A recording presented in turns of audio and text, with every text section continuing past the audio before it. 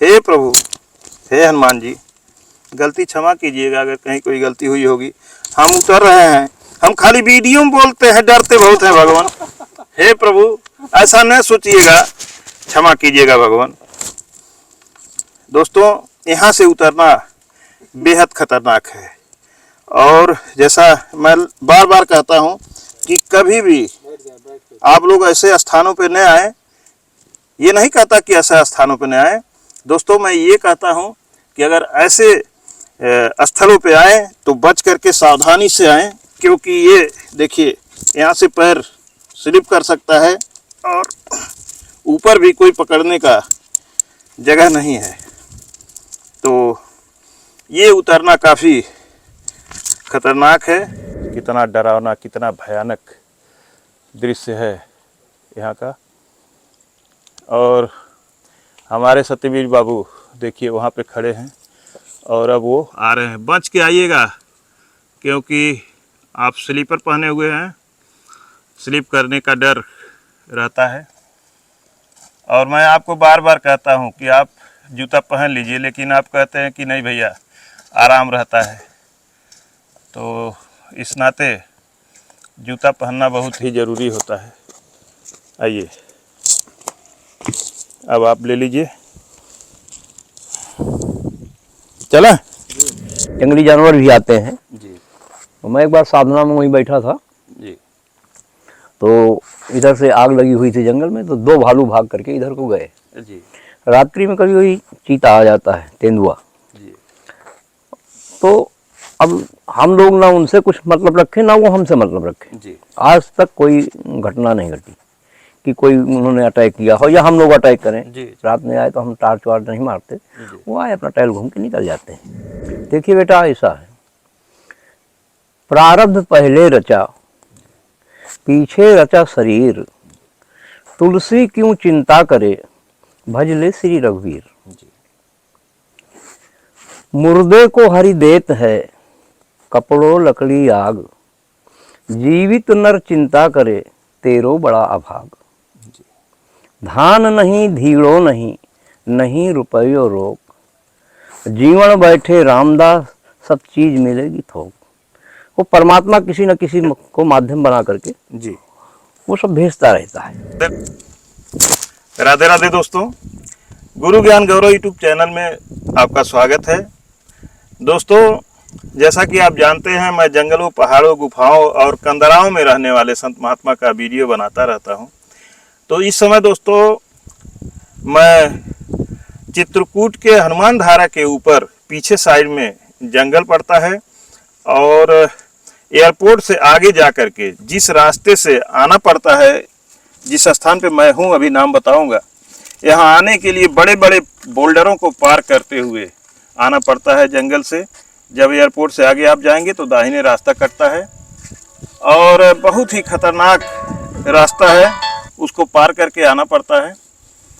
यहाँ भी आप देख सकते हैं सब तरफ बोल्डर ही बोल्डर है। दोस्तों, आगे जहाँ हम जा रहे हैं ये एक स्थान है, बंदर चूही उसे कहते हैं। हनुमान धारा से ऊपर बंदर चूही नाम का स्थान है। तो बंदर चूही में दोस्तों कोई ज़रूरी नहीं है कि कोई महात्मा रहते ही हो।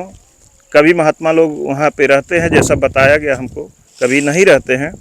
तो ऊपर आने पर एक सरोवर है, एक तालाब पड़ता है रोड के किनारे। जब जंगल पार करते हैं तो वहाँ एक कुटिया है महाराज जी की। हम महाराज जी के पास गए तो लोगों ने बताया कि महाराज जी यहाँ तो नहीं है और बंदर चूही में गए हैं, क्योंकि बंदर चूही में पहले वो तपस्या किए थे बहुत काफ़ी दिन तक। और ये बताया कि बंदर चूही में वो कभी कभार जाया करते हैं, वहाँ बैठ करके तपस्या साधना करते हैं। तो दोस्तों, हम बंदर चूही के लिए निकल पड़े। यहाँ हम आकर के बाहर अपनी गाड़ी छोड़ दिए हैं और अब यहाँ से हम लोग देखिए जंगल में प्रवेश कर रहे हैं बंदर चूही के लिए।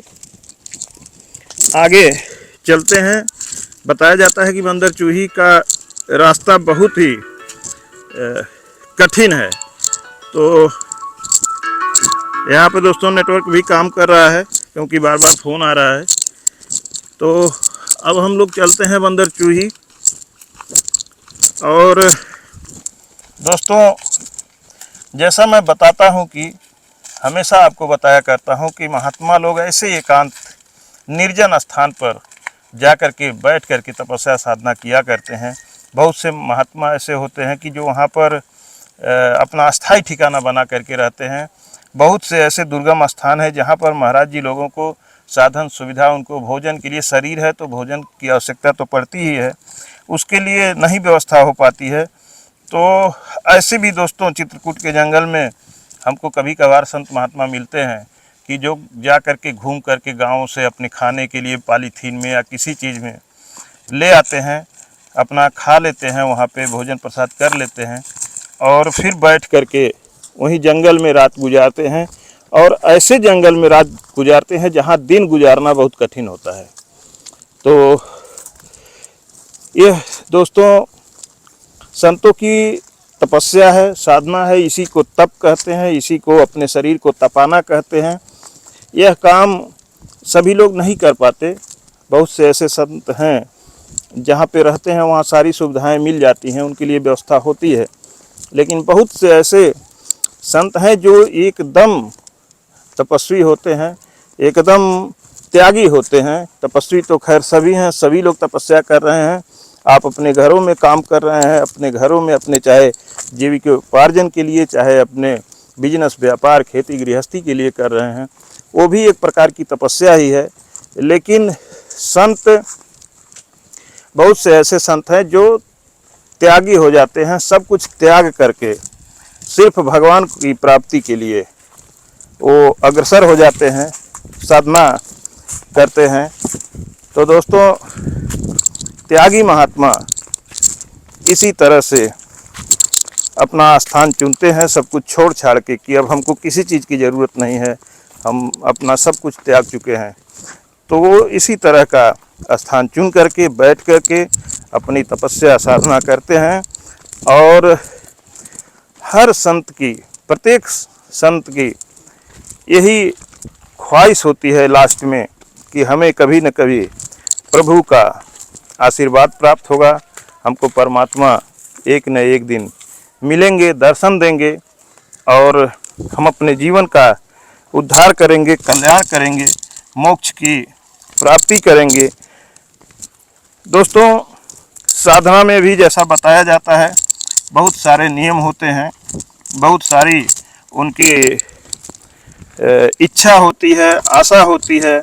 ऐसा तो कहा जाता है कि अपनी इच्छा को मार करके संत महात्मा तपस्या करते हैं, लेकिन ऐसा तो नहीं हो सकता है कि अपनी इच्छा को मार देते हैं। इच्छा अगर नहीं रहेगी तो फिर साधना किसकी होगी।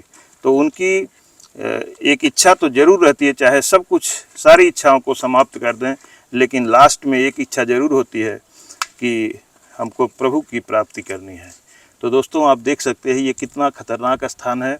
चारों तरफ शायद हमारे सत्यवीर भाई कैमरा घुमा करके दिखा चुके हैं आप लोगों को। यहाँ थोड़ा एक बार फिर से दिखाइए। देखें ये दिन का समय है और हमारी घड़ी 4:30 बजा रही है और रात किधर से हम उतरे, इधर से किधर से, आइए इधर से ही उतरते हैं। दोस्तों यहाँ रात में कैसा होगा, शायद यहाँ पर रात गुजार पाना, रात में रुक पाना बड़ा ही मुश्किल होगा। तो दोस्तों आइए चलते हैं, थोड़ा संभल के आइएगा। चलते हैं और महाराज जी का दर्शन करते हैं। यहाँ से दोस्तों बहुत ही सुंदर दृश्य हमको दिखाई दे रहा है। आप वहाँ चलें आगे, थोड़ा हम चाहते हैं कि हमारे साथ साथ हमारे जो भी भाई हैं सभी लोगों को यहाँ का सुंदर दृश्य दिखाई दे। आप वहाँ ऊपर वाली पहाड़ी पर जा कर के पत्थर पे उधर भी दिखाएं और फिर हमारे तरफ भी दिखाएं। दोस्तों आप देख सकते हैं कितना सुंदर, कितना सुहावना, कितना मनमोहक यहाँ से दृश्य दिखाई दे रहा है। मन तो करता है कि यहीं पर रह जाएं। क्यों रह जाए यहीं पे, आनंद आएगा। तो दोस्तों आप देखें इन पत्थरों के बीच में हम ऐसे जगह पे जब जाते हैं तो हमें बहुत ही शांति का एक सुखद अनुभव प्राप्त होता है। देखिए ये कितने बड़े बड़े पत्थर हैं और हमारे सत्यवीर भाई कह रहे हैं कि कुटिया यहीं पे डालिए। कुटिया डालने की क्या ज़रूरत है। वाह दोस्तों देखिए ये बंदर चूही, आप लोग बहुत बार सुने होंगे, बंदर चूही का नाम तो सुने ही होंगे, लेकिन आज खूब अच्छे ढंग से बंदर चूही को देख लीजिए। और हम लोगों को सीधा इस तरफ शायद उतरना है। किधर से उतरना है, हम लोग कहाँ चलें? इधर से। हाँ इधर थोड़ा प्लेन दिखाई दे रहा है, तो आइए चलते हैं आगे।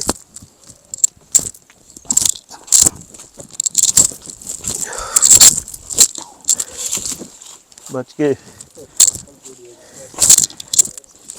चप्पल टूट जाए तो टूट जाने दीजिए, लेकिन पैर को बचा लीजिएगा। दोस्तों आप देख सकते हैं यहाँ पे निशान दिखाई दे रहा है। हाँ वहाँ भी नीचे एक रेड कलर का निशान लगाया गया है। ये रास्ता है। और दोस्तों जैसा कि हम अपील करते हैं आप सबसे कि कभी भी अकेले आने की कोशिश न कीजिएगा। बिना किसी विश्वसनीय आदमी से सहयोग लिए आप लोग कभी भी जंगल में अकेले जाने की कोशिश न कीजिएगा। आइए, मेरा नहीं करेगा, भगवान रहते हैं ना साथ में, अंगुली पकड़े रहते हैं। आइए आप चिंता न कीजिएगा। हाँ तो जब बच्चा यह समझ लेता है कि मैं उधर नहीं जाना है, हमको लगता है इधर जाना है, हाँ इधर चलना है। आइए, जब बच्चा ये समझ लेता है, अनुभव कराने लगता है, कोई बात नहीं, आइए ऐसे ही चलते हैं।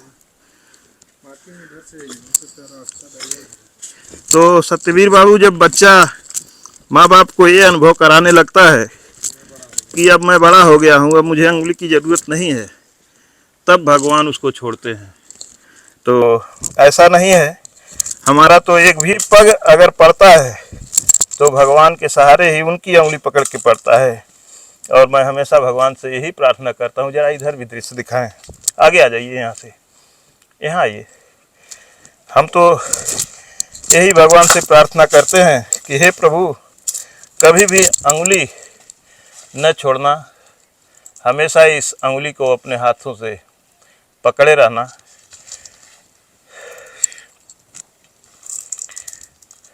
हमेशा अपनी अंगुली को इन हाथों में थमाए रखना प्रभु, मैं यही चाहता हूँ। आइए इधर से आते हैं।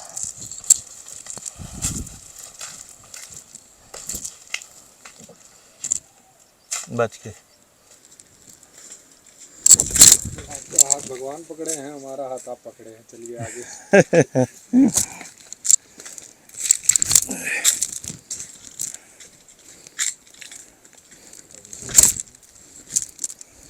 मज़ा आ गया आज, बहुत दिन के बाद। यहाँ से दिखाइए, हमको पीछे देखने में बड़ा आनंद आ रहा है। ऊपर तक दिखाइए, वाह क्या दृश्य है। बहुत दिनों से हम इस तरह के रास्ते को खोज रहे थे, ढूंढ रहे थे, आज भगवान ने पहुंचा ही दिया।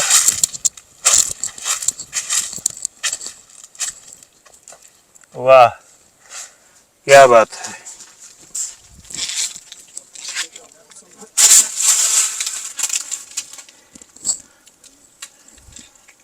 ये देखिए, यह दृश्य देखिए दोस्तों। वैसे तो नहीं पता चलता है कि चित्रकूट का जंगल कितना है, लेकिन यहाँ से देखने में पता चल रहा है कि चित्रकूट के जंगल का एरिया कितना बड़ा है। और यहाँ एक धारा भी निकलती है, हालांकि इस समय सूख चुकी है। आइए,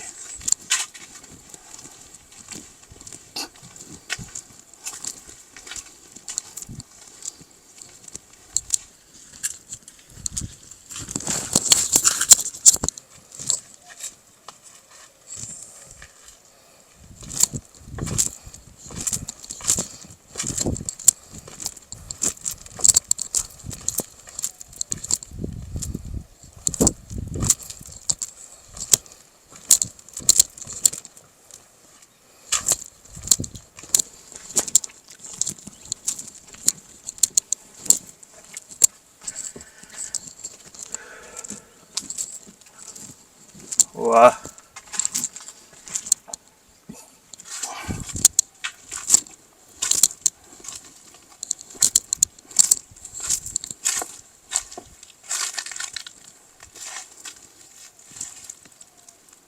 आगे तो रास्ता नहीं है, आगे रास्ता ही नहीं, कहाँ जाएंगे? यहाँ से नीचे?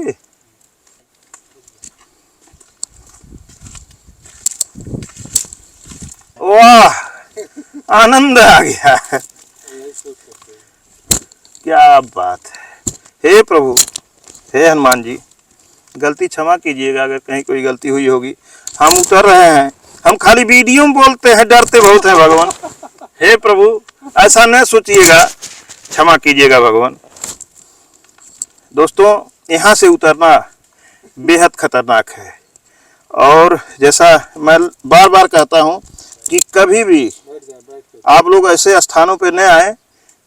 ये नहीं कहता कि ऐसे स्थानों पे न आए दोस्तों, मैं ये कहता हूँ कि अगर ऐसे स्थलों पे आए तो बच करके सावधानी से आए, क्योंकि ये देखिए यहाँ से पैर स्लिप कर सकता है और ऊपर भी कोई पकड़ने का जगह नहीं है।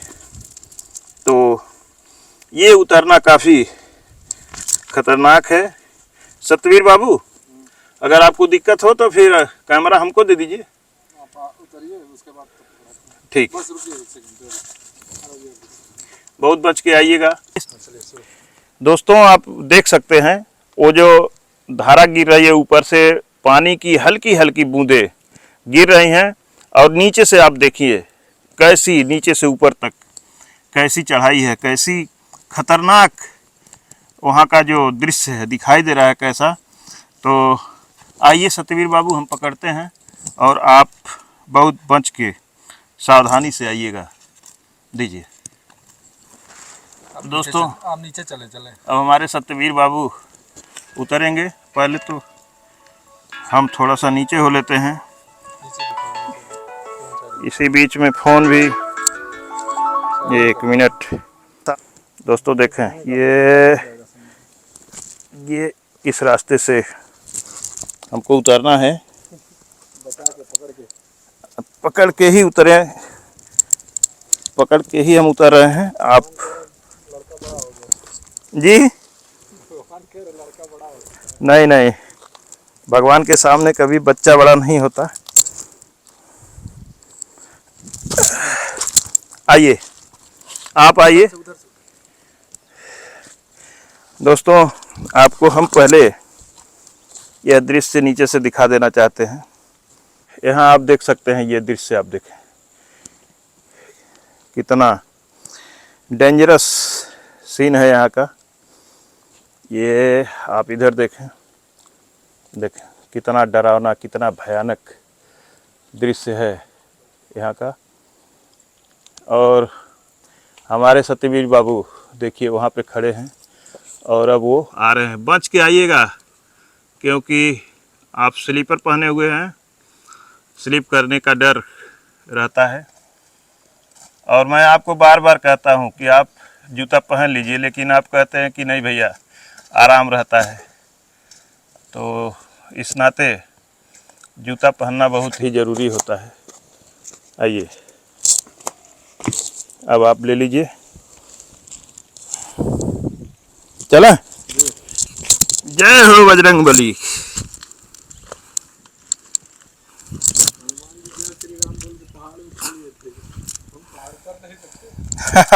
क्या बात है।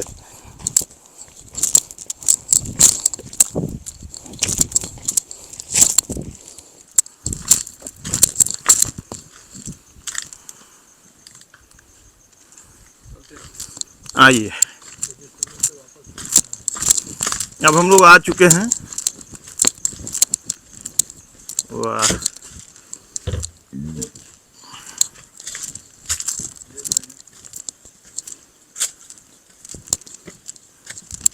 आप आइए, सीधे आते रहिए।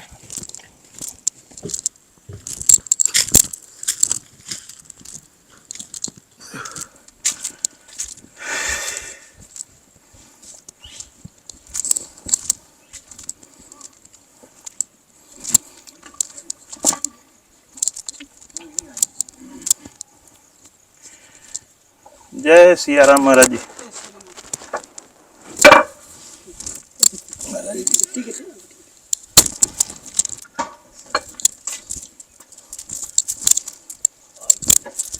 महाराज जी जय सिया राम। जय सिया राम, जय सिया राम, जय सिया राम। ओ जय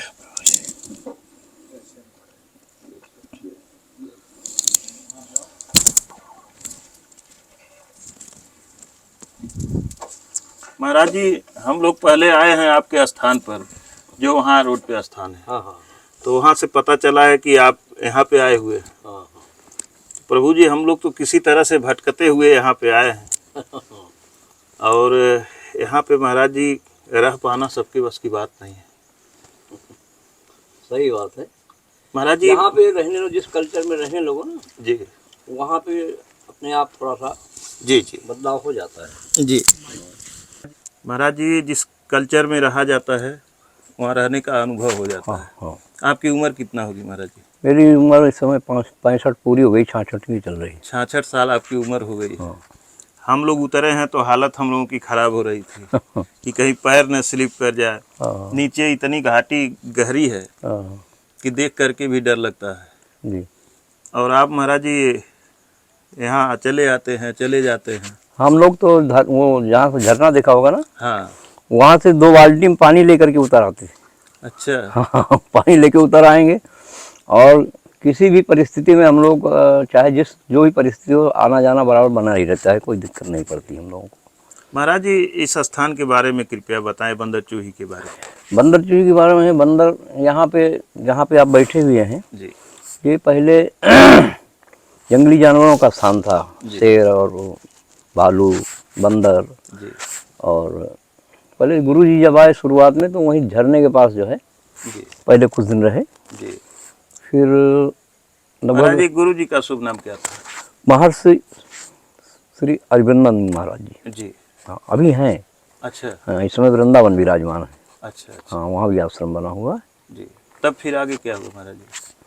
फिर वहाँ पे क्या हुआ कि बारिश इतनी हुई जी कि ऊपर से पत्थर गिर गया, तो एक ऐसे झाड़ आड़ की बनाए हुए थे जी तो टूट गई। जी फिर वहीं पे आराम से उसी जगह खुले मैदान में ही रहते थे। जी फिर बराबर 6-7 दिन बारिश हुई तो फिर ये होगा कि अब थोड़ा सा कुछ ढूंढा जाए, रहने की व्यवस्था थोड़ा सा शरीर। जी तब फिर इसको जो है धीरे धीरे ढूंढ करके ये गुफा मिली। जी। ये गुफा प्राकृतिक है, इसमें कोई बदलाव नहीं किया महाराज जी गया। एकदम प्राकृतिक है। और हाँ। इस आकार में थोड़ा सा इधर भी दिखाइएगा, ऐसे बनी हुई है हाँ, कि यहाँ पे चाहे जितनी तेज बारिश हो महाराज जी, पानी नहीं आएगा। यहाँ तो पानी नहीं आता, लेकिन यहाँ से नीचे हमारी लकड़ियाँ रखी हो रहती हैं, वो भीग गया। वो भी नहीं भीगती। अच्छा। क्या जितनी बारिश हो। जी हाँ, और बंदर वगैरह आते हैं तो कभी कभी भोजन वोजन में अव्यवस्था होती थी तो थोड़ा सा ये झाड़ बना दिया गया है, जी जिससे कि थोड़ा सा बचाव हो जाता है। बाकी जंगली जानवर भी आते हैं। जी तो मैं एक बार साधना में वहीं बैठा था, जी तो इधर से आग लगी हुई थी जंगल में, तो 2 भालू भाग करके इधर को गए। जी रात्रि में कभी कभी चीता आ जाता है, तेंदुआ। जी तो अब हम लोग ना उनसे कुछ मतलब रखे, ना वो हमसे मतलब रखे। जी आज तक कोई घटना नहीं घटी कि कोई उन्होंने अटैक किया हो या हम लोग अटैक करें। जी रात में आए तो हम टार्च वार्च नहीं मारते, जी वो आए अपना टहल घूम के निकल जाते हैं। और अपने से जो भजन करना है परमात्मा में अपना व्यवस्था। महाराज जी, भजन क्या इस तरह के एकांत में ही अच्छी भजन हो पाती है कि? नहीं, एकांत जो होता है भजन के लिए, एकांत ही सबसे बेस्ट है। जी क्योंकि अब जैसे हम 2 हैं तो कुछ ना कुछ चर्चाएं चलती रहेंगी, जी तो भजन में बाधा पड़ती है। जी और हम लोगों का विषय है साधना की तरफ। जी पूजा पद्धति वाला विषय जो है वो पीछे रह चुका है। जी अब हम लोग केवल साधना करते हैं और साधना में अपना जो है चिंतन में बैठे रहते हैं। जी और चिंतन ही हम लोगों का मेन उद्देश्य है। जी। और जो यहाँ पे व्यवस्था है वो व्यवस्था है, और कोई। महाराज जी, संत महात्मा ऐसे ऐसे स्थलों पे बैठ करके चिंतन करते हैं हाँ। जहाँ पे सुविधा नाम की तो कोई चीज़ ही नहीं हाँ, होती। यदि सुविधा के लिए हम भागे तो फिर हम लोग क्यों यहाँ आए? क्योंकि हम भी जंगल में घूमते हैं, देखते हैं कि महाराज जी लोगों के पास कहीं कहीं तो ऐसा भी मिलता है कि शाम को बनाने के लिए राशन तक नहीं होता। हाँ, देखिए बेटा, ऐसा है, प्रारब्ध पहले रचा, पीछे रचा शरीर, तुलसी क्यों चिंता करे, भज ले श्री रघुवीर। जी। मुर्दे को हरि देत है, कपड़ों लकड़ी आग, जीवित नर चिंता करे, तेरो बड़ा अभाग।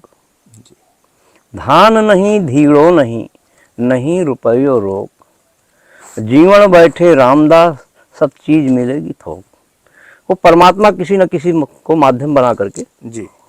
वो सब भेजता रहता है, चाहे जंगली हो चाहे बाहर के हो, एक माध्यम बन जाता है। और फिर वन हमारा जो है वो कहता है बिगड़ो नहीं वन, उसका नाम है वन है। तो यहाँ 12 महीना आपको फल पत्ती, जैसे बेल की पत्ती है, गूलर है, तेंदू है, इनमें कुछ ना कुछ फल जो है यहाँ मिलते रहते हैं। ना भी हमको अन्न मिले तो हम लोग यहाँ पे व्यवस्थित रह सकते हैं, उसमें कोई अव्यवस्था नहीं। जी। हाँ महाराज जी, वन तो कहा गया है, वन तो सबको बनाता है। हाँ हाँ लेकिन मानव आज वन को बिगाड़ने में लगा है, उजाड़ने में लगा है। हाँ, ये आदिकाल से चला आया है, जी। है ना।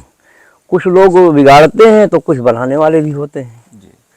तो ये इनका केवल ये हो जाता है, कभी असुरत्व बढ़ जाता है, कभी देवत्व बढ़ जाता है। जी। तो अब जो असुर है वो अपना स्वभाव रखेंगे, जी। और जो देवत्व है अपना स्वभाव रखेंगे। तो अपने अपने कल्चर में वो चलते हैं, वो भी परमात्मा के बेटे हैं और ये भी परमात्मा के बेटे हैं। जी। तो अपने अपने स्वभाव से मार्गदर्शन रहता है, बिगाड़ने वाले भी है तो बनाने वाले भी हैं।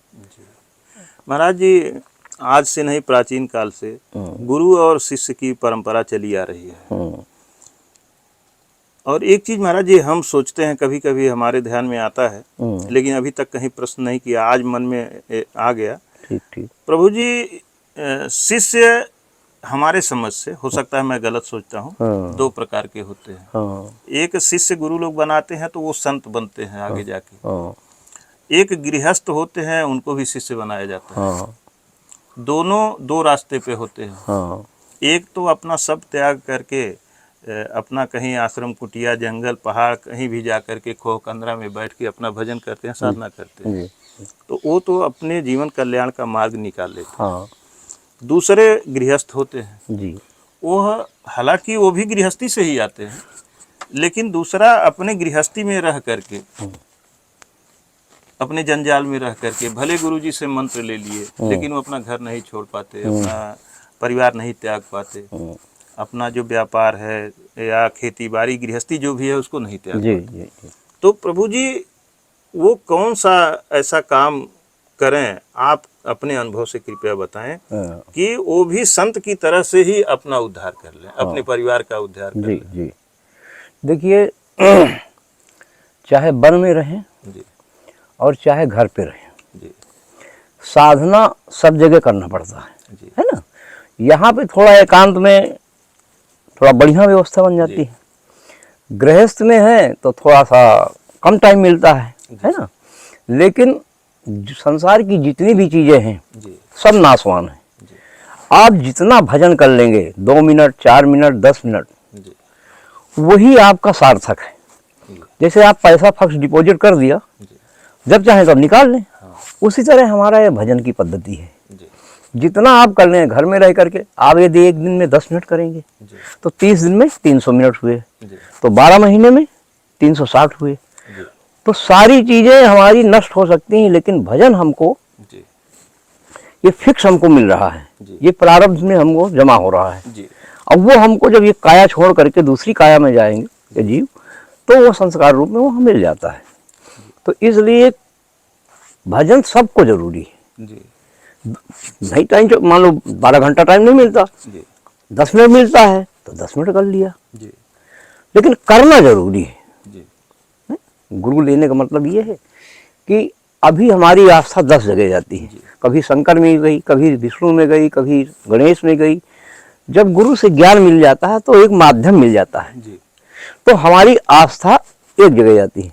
जैसे कहा गया कि एक ही ब्रह्म द्वितीय नास्ति, इस ब्रह्मांड में एक ही ब्रह्म है, जी दूसरा नहीं है।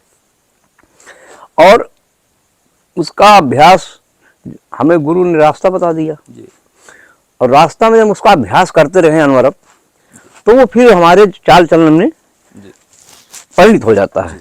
जैसे करत करत अभ्यास के जलमत होत सुजान, रसरी आवत जास से पत्थर पर हो निशान, जी। है ना।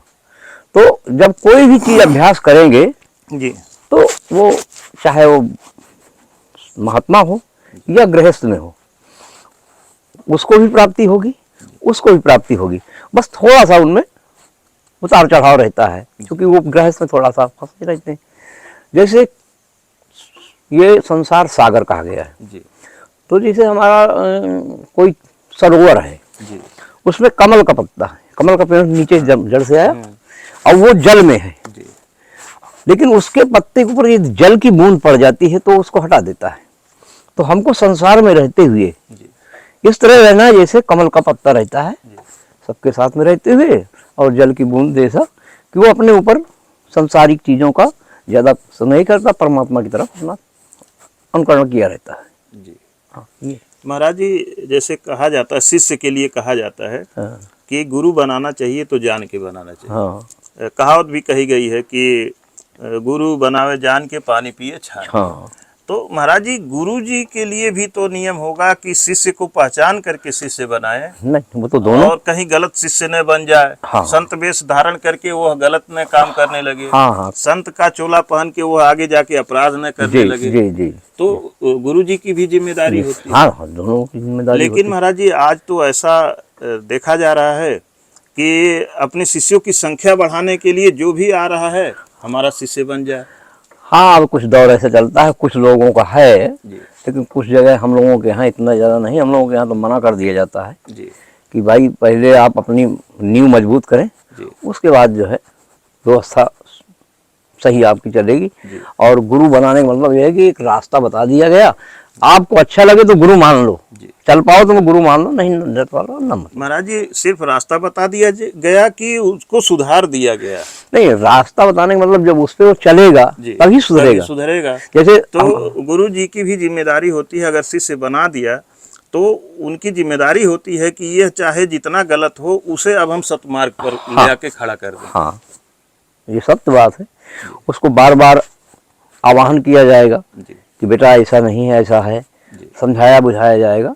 तो उस हिसाब से फिर वो जब धीरे धीरे उसको ज्ञान होने लगता है, जैसे बैखरी है, फिर पश्यंती है, फिर मध्यमा है, फिर परा है, जैसे ब्रह्मचर्य, गृहस्थ, वानप्रस्थ, संन्यास, ये सब ये सारी चीज़ें एक ही हैं। जी बस हमारे केवल उनका जो है बदलाव है। जी तो जब शुरुआत में संत आता है तो बनने के लिए लड़का आया, कोई संत बनने के लिए, तो वो संतों की सेवा करता है।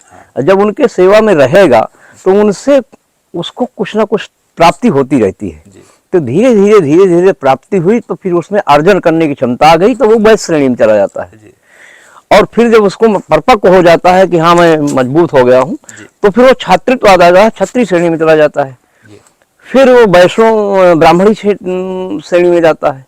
इस तरह ये क्रम भाई सब अभ्यास करना पड़ता है, तभी हो पाता है। हाँ, एक बार कोई कहे कि हम हो जाएं तो नहीं हो पाता। जी। महाराज जी, आप किस परंपरा के संत हैं और आपका शुभ नाम क्या है?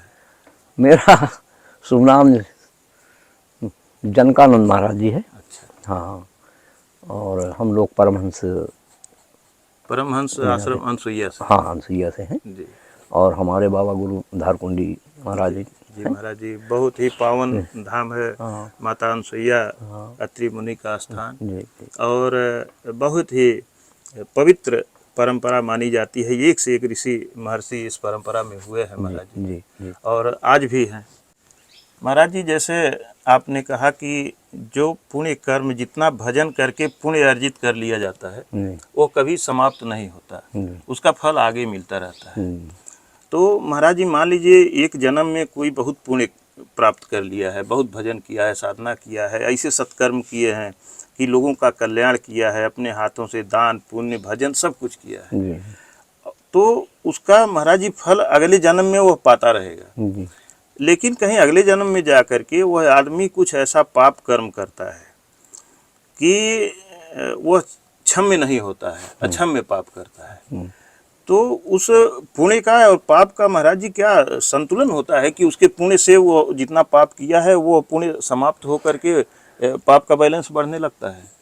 नहीं, पाप का बैलेंस तो यदि पुण्य क्षीण हो रहा है जी तो पाप कर रहा है तो पाप का बैलेंस तो बढ़ेगा। जी लेकिन जब आप अनवरत उस कार्य में लगे हुए हैं, भजन कर रहे हैं, जी तो पाप जो है आपका फिर वो दबाव मान लेगा, जी फिर वो घटेगा जी और वो बैलेंस बढ़ेगा। जी तो ये बढ़ना घटना दोनों में लगा हुआ है। जी जिस हिसाब से आप भजन करेंगे जी और यदि भजन नहीं कर रहे तो वो बढ़ेगा। जी महाराज जी, इसलिए हम ये चीज ध्यान में हमारे आया कि कुछ लोग मान लीजिए इस जन्म में पाप कर्म कर रहे हैं, उसके बाद भी भगवान उनको सुख दे रहे हैं। हाँ, हर तरफ से उनको संपन्नता दे रहे हैं, सुख दे रहे हैं, और देखने में कह रहे हैं ये इतना पापी आदमी है। जैसे मान लीजिए कोई हत्यारा है, हाँ। गौकसी कर रहा है, जानवर को काट करके बकरे की बलि या किसी मुर्गा काट के बेचता है, तो वो पाप कर रहा है। और लेकिन उसका धन बढ़ता जा रहा है, वो सुख का भोग कर रहा है। तो यही तो मैं अभी आपको बताया ना कि जी। प्रारब्ध पहले रचा, जी पीछे रचा शरीर, जी है ना। तो जो पहले का जो प्रारब्ध होगा जी, उस हिसाब से उसको उसका वो सुख भोग सुख रहा भोग है। रहा है। आज जो उसके बाद पाप कर रहा जब है, वो सुख खत्म हो जाएगा जी तो वो पुण्य जब क्षीण हो गया तो फिर पाप में और परिणित हो गया, जी तो फिर उसको दूसरे उसमें जो है आप उसको कष्ट भोगना पड़ेगा। जी उसको तो भोगना ही पड़ेगा, चाहे पुण्य हो चाहे पाप। जी हाँ, उसको तो बगैर भोगे, चाहे बाबा हो जी और चाहे गृहस्थ में हो, वो किसी न किसी ढंग से, ये है कि भजन वजन करने में थोड़ा सा वो पाप जो है परिणित होने लगता है, थोड़ा उसमें दबाव बन जाता है। जी बस ये है। जी जैसे मान लो कोई गोली मारने आया तो गोली न लग के हम गिर गए, जी उतने ही हमारा हो गया। जी, ये थोड़ा सा बदलाव हो, वहाँ पुण्य हावी हो हाँ, बदलाव हो जाता है। जी। ठीक है महाराज जी, बहुत बहुत धन्यवाद आपको। बड़ा सुंदर लगा महाराज जी। और प्रभु जी, यहाँ पे यह जो स्थान है इसकी दिव्यता इतनी है महाराज जी कि यहाँ आने पर वैसे ही एक ऊर्जा की अनुभूति हो रही है। जी। और यहाँ पर इस स्थान पे महाराज जी बैठ पाना 1 घंटे आधे घंटे के लिए तो कोई भी आ सकता है, हमारे जैसा फिर जा सकता है, उसको बड़ा अच्छा लग रहा है। हाँ। लेकिन यहाँ पे रह करके अपने जीवन के कुछ हिस्से बिता पाना महाराज जी बहुत कठिन काम है। बिना किसी संत के हाँ। यहाँ कोई नहीं रह सकता है। सही सही बात है। क्योंकि अगर यहाँ से कदम पड़ते हैं और अंधेरा है तो यह नहीं पता चलेगा कि वह कदम कहाँ जाएंगे, नीचे खाई में जाएंगे हाँ। कि कहाँ जाएंगे। सही सही। तो प्रभु जी, आपसे एक आग्रह है कि आप अपना आशीर्वाद हमारे ऊपर बनाएं प्रभु जी।